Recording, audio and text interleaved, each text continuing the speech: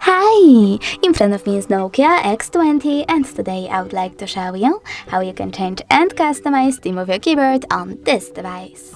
First of all, go into Settings and scroll all the way down right away. Then tap on System, Languages and Input, On-Screen Keyboard and Keyboard.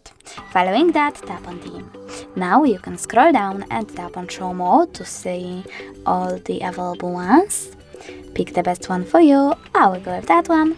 Click on the switcher next to gray borders to switch them on or off and tap Apply. Now when I go back, as you can see, the theme of my keyboard has changed. But you can always customize it by going into the same settings, but this time tapping on this plus icon under my themes.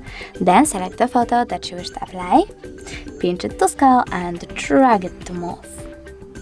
After that, you need to select Next. Adjust brightness by swiping left or right and tap on Done.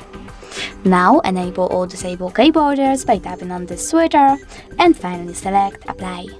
So when I go back now, theme of my keyboard was successfully customized with an image.